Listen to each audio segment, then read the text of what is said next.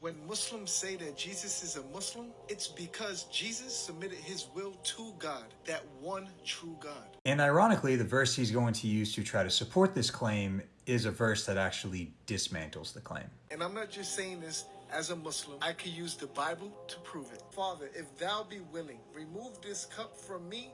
Nevertheless, not my will, but thine be done. Simply put, Muslims don't submit to Allah as their father. In Islam, Allah is not a father in any sense. Jesus clearly submits to the Father as the Son. That is a different way from how Muslims submit to Allah. And there's several verses in the Bible that shows that Jesus practiced Islamic acts. And I'm going to show them to you right now. All right, let's check them out. 1. Jesus prostrated in prayer in Matthew chapter 26, verse 39. Well, firstly, people prostrate to pray in different religious traditions all over the world. This isn't somehow owned by Muslims. And secondly, you got to deal with places like John 17:1, where Jesus actually looks up to pray and is not prostrate. But Jesus isn't a Muslim, so this isn't surprising. Jesus also fasted like Muslims. Matthew chapter 4, verse 2. No, Jesus actually fasted for 40 days and 40 nights. He didn't wait for the sun to go down every day and just feast at night. But once again, fasting is used amongst different religious traditions across the world. This does not make someone a Muslim. Jesus was circumcised. Luke chapter 2, verse 21. Not going to be a big shocker here, but Jesus was circumcised because he's Jewish. It has nothing to do with Islam.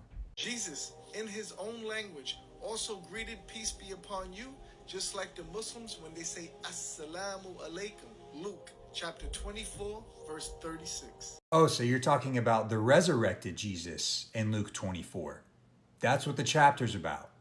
Jesus, who was resurrected from the dead and shows up to his disciples and greets them with peace. That's not a good verse to quote if you're trying to convince people that Jesus was a Muslim. Just saying.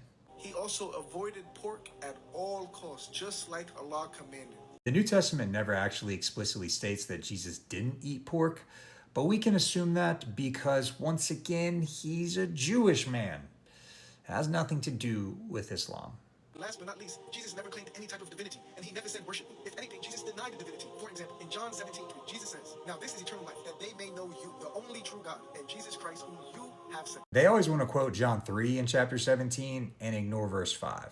In verse 5, Jesus shows that he shares in the same glory as the Father that they had with each other before the world even existed. Because the whole New Testament presents Jesus as God, and he is certainly not a Muslim.